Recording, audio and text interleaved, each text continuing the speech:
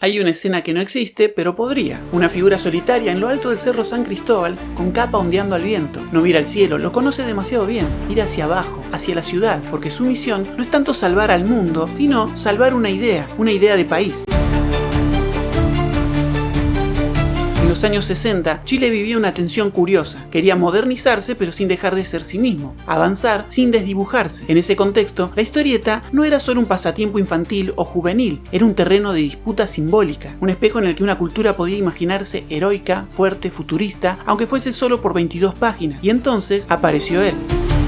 No vino de una galaxia lejana, tampoco fue picado por un bicho radioactivo. Era un chileno con recursos, ciencia y una misión interplanetaria. Estoy hablando del Capitán Júpiter. El Capitán Júpiter, esto que los mega nerds chilenos adoran. Un superhéroe nacido de la mente de Luis Serna con guiones de Gustavo Arenas, dibujado por Ernesto López en los primeros números y luego por Lincoln Fuentes. Este cómic, que tal vez conozcas o nunca hayas oído nombrar, fue publicado hace como 60 años por Zig-Zag, la editorial más influyente de Chile en ese momento. Pero, ¿qué significa que un país cree su propio superhéroe? ¿Es solo una copia local de Linterna Verde? ¿O hay algo más? En este video quiero hablarte del Capitán Júpiter, un héroe que nos salvó de alienígenas gigantes, robots indestructibles y monstruos prehistóricos, y hasta el día de hoy mantiene su lucha más intensa y despareja contra el poderoso olvido. Antes de que tengan permanencia de objeto, los bebés, para ellos no existen las cosas que no están en su campo visual.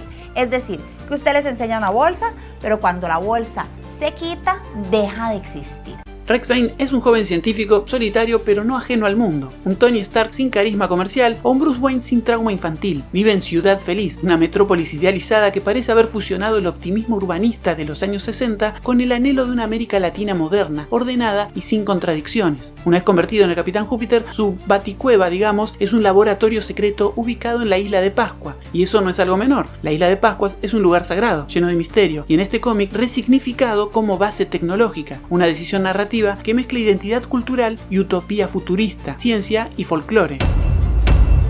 Algo a destacar del Capitán Júpiter es que no es un héroe por accidente ni por tragedia, es elegido por una fuerza exterior, la Patrulla Espacial de Júpiter, que le ofrece convertirse en el protector de la Tierra y le entrega un cinturón mágico tecnológico extraterrestre para que pueda cumplir esa misión, y lo eligen a él no por su fuerza, sino por su integridad moral. Esto ya marca una distinción clave. El Capitán Júpiter elige ser un héroe, y antes de ser un héroe es un científico, un ser racional, guiado por la lógica y la ética, lo que pone la esperanza del planeta en manos del intelecto y la tecnología. La figura de Rex Bane es, en definitiva, una expresión del superhéroe latinoamericano que surge no desde la necesidad, sino desde la posibilidad. Su motivación no viene de la venganza personal, ni de vivir en un entorno opresivo que le obliga a tomar acciones. Le ofrecen el trabajo, se lo piensa unos segundos y acepta. Si lo hubiera rechazado, su vida no sería peor. Todo sería igual para él y tenía una buena vida, inteligente, joven y millonario. El hecho de aceptar el trabajo voluntariamente demuestra un compromiso de su parte por intentar hacer mejor la vida de los demás. No había algo que faltaba en su vida y que este cinturón con poderes especiales vino a llenar.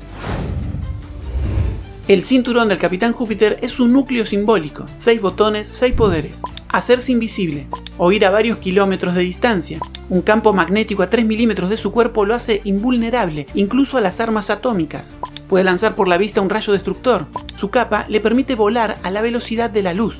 Puede permanecer debajo del agua o en el espacio sin necesidad de respirar. Cada botón activa un poder y el cinturón tiene que recargarse cada 27 días. El Doctor Elemento no tiene una historia trágica ni un origen romántico. Es un símbolo, la ciencia cuando se desborda. Es la amenaza interna de una época que empezaba a desconfiar de su propio progreso. Y después está la Siniestra Organización, un grupo internacional de encapuchados omnipresente con recursos infinitos. No se los puede rastrear ni saber quiénes son. A mediados de los 60, la Guerra Fría estaba en pleno auge, las dictaduras se multiplicaban en América Latina, las conspiraciones, reales o imaginarias, llenaban los diarios y las conversaciones cotidianas.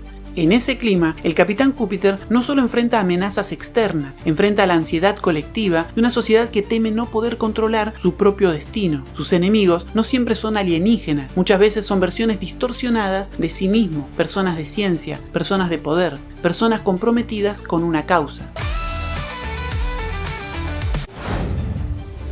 En el primer número, ni bien recibe el cinturón, el Capitán Júpiter derrota al tirano que gobierna Urano y restaura la democracia. El segundo trae 3 historias. Desmantela una organización de piratas que robaba cobre para formar una potencia mundial con cobre, devuelve a prisión un montón de reos que habían logrado escapar en masa y recupera a 2 chicos raptados por unos criminales. Detiene un intento de bombardeo nuclear japonés. Se enfrenta al monstruo de las nieves y además descubre a un hipnotizador que usaba sus poderes mentales para controlar a la gente a través de la televisión. Vence a un científico conocido como el satánico Doctor Elemento, que construyó un aparato que desencadena cataclismos naturales, y después a un luxoriano autoproclamado el amo que dirige un ejército de robots gigantes. Este me gusta mucho. Viene una raza extraterrestre que tiene problemas de superpoblación y le ofrecen a los terrícolas reubicar 3/4 partes de la humanidad en otro planeta y al resto matarlos porque no caben todos en la nave. Y como son seres civilizados, dejan que los humanos decidan quiénes se van y quiénes se sacrifican. El Capitán Júpiter no les puede ganar por la fuerza, así que lo que hace es buscar otro planeta parecido a la Tierra, deshabitado, y le da la dirección a los extraterrestres para que se muden ahí. Y lo hacen, se van, sin matar a nadie. Unos criminales lo envían al pasado y pelea contra dinosaurios y cavernícolas. Invasión zombie. El Doctor Elemento deja sin energía eléctrica a todo el planeta.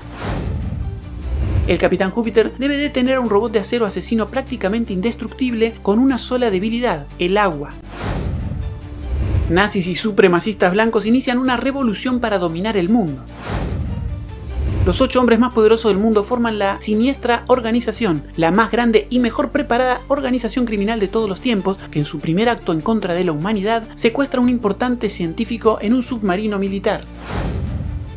Otro capítulo contra la Siniestra Organización. Esta vez su plan es contaminar con radioactividad una mina de oro para que el gobierno la cierre, y después ellos ir a escondidas, eliminar la radioactividad y quedarse con el oro.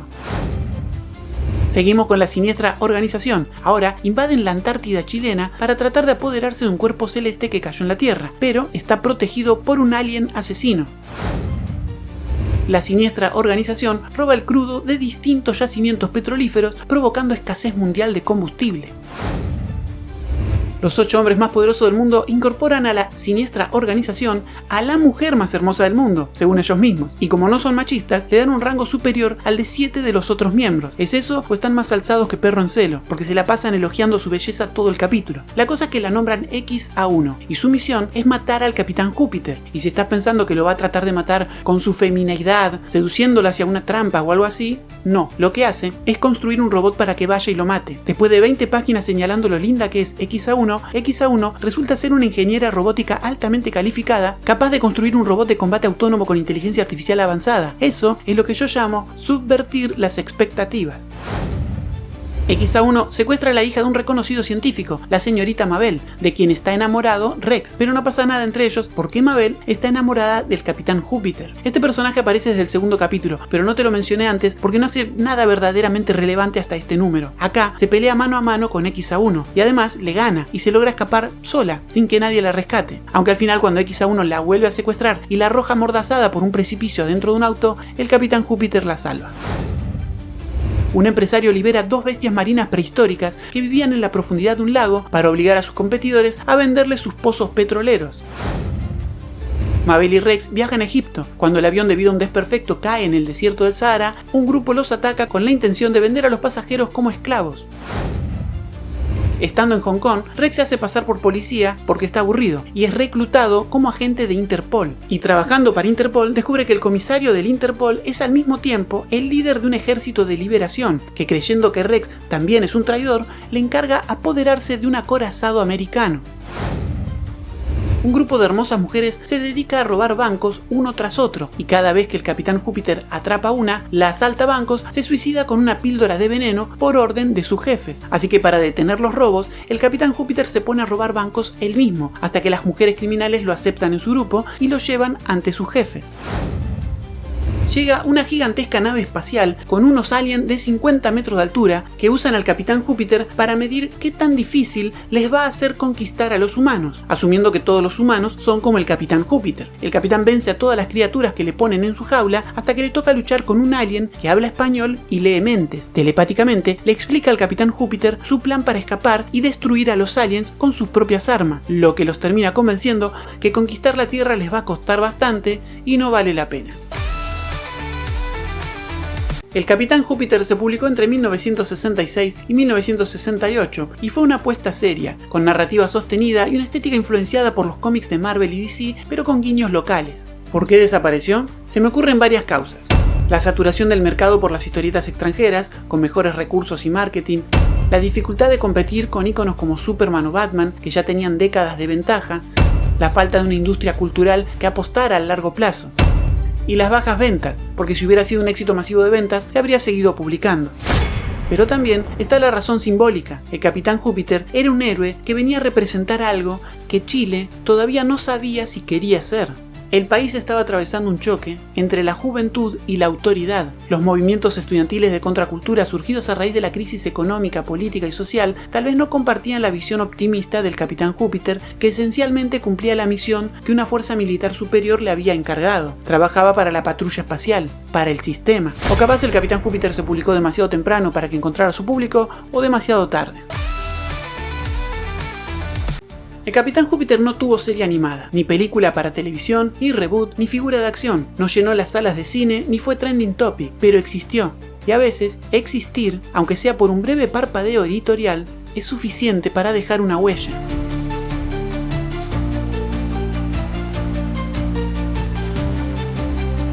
Hoy podés leer todas sus aventuras en internet, y tal vez ese sea su mayor legado, recordarnos que aunque algo no está justo adelante de nuestros ojos, ahora, en este momento, no deja de existir. Muchas gracias por acompañarme hasta acá, nos volvemos a encontrar en el próximo video ensayo dedicado a el irresponsable Capitán Tyler. Estás viendo el canal de Jacinto, el show de análisis más perpetuo de YouTube.